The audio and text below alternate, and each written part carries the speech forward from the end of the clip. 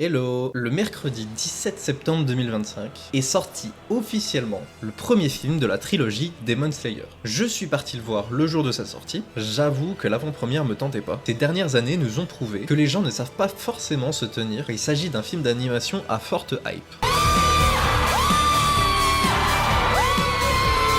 Alors j'ai préféré attendre un peu le jour de sa sortie officielle et prendre une séance en plein milieu de semaine sur un horaire où il y avait personne. La salle était pas trop remplie, c'était plutôt respectueux. Outre une meuf insupportable, toujours sur son téléphone, et des gamins qui rigolent de temps en temps, mais ça allait. Le film était vraiment bien. N'étant pas un fan de Demon Slayer, je l'ai trouvé super. Mon souci avec Demon Slayer, en fait, c'est que l'animé est vraiment dents de scie. La saison 1 est moyenne, la saison 2 est incroyable, la troisième démarre plutôt bien et se casse énormément la gueule au moment de l'invasion, et la quatrième se fait surtout carry sur la fin. Et je trouve ça frustrant, surtout connaissant la fin du manga. Enfin bref, on n'est pas là pour débattre de pourquoi Demon Slayer est mal foutu et aurait pu être mieux écrit, mais plutôt pour savoir si ce premier film annonce du bon pour les suivants. Bref, commençons. Le film fait 2h30.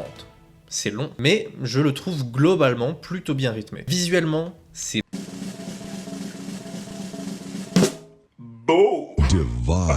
Sincèrement, je trouve que la forteresse de l'infini vous fout un de ces vertiges, c'est incroyable.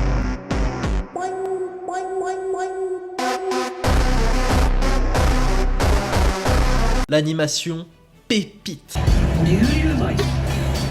Le développement des personnages, les enjeux, la musique, les décors, enfin on est sur du haut niveau en termes de film, et ça vaut vraiment le coup de payer sa place de cinéma pour le voir. Le film pourrait se segmenter en 3 parties, qui, eux, correspondent aux 3 combats principaux. 2 des combats se sont réellement conclus, et un autre est laissé en suspens. Le premier tiers est vraiment bien, le deuxième je trouve en dessous, supplément un peu trop expéditif à mon goût. Et le troisième tiers, 10 sur 10. Un truc que j'ai vraiment apprécié, c'est que les combats sont au complet. Je m'explique. En gros, il n'y a pas de coupure sur un autre combat en plein milieu. Ce qui permet de redescendre la tension, c'est les flashbacks. Et en vrai, l'idée est pas trop mal quand les flashbacks sont bien. En gros, il y a très peu de flashbacks qui sont bien, hormis tous ceux du troisième tiers. D'ailleurs, si vous vous attendiez à voir les piliers qu'on n'a jamais vus se battre de l'animé, en gros ceux-là, eh ben ils se battront toujours pas pendant ce film. Et ça commence à devenir long comme attente. Mais bon, d'ici 2 à 4 ans, on les verra peut-être en action. Enfin bon, à partir d'ici, je vais faire une micro-partie spoil. Donc si vous n'avez pas vu le film,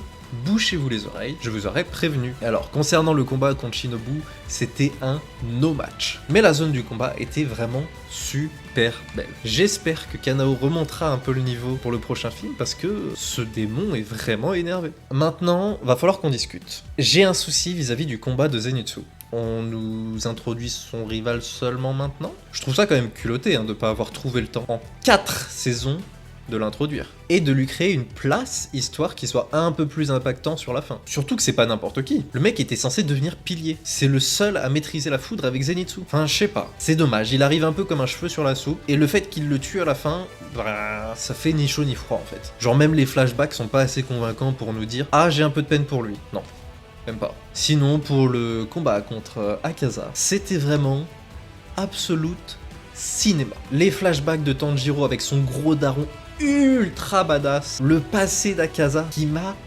détruit le cœur.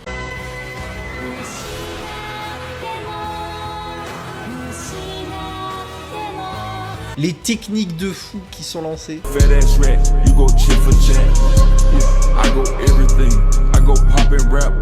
Enfin, c'était incroyable. Plus le petit teasing à la fin de la première lune qui commence à s'énerver, j'avoue, ça donne vraiment envie pour la suite. Enfin bref, c'était court, mais j'espère que cette petite critique vous aura donné envie d'aller voir le film. N'hésitez pas à me dire ce que vous en avez pensé dans les commentaires, et on se retrouve la semaine prochaine pour une nouvelle vidéo. Allez, des bisous.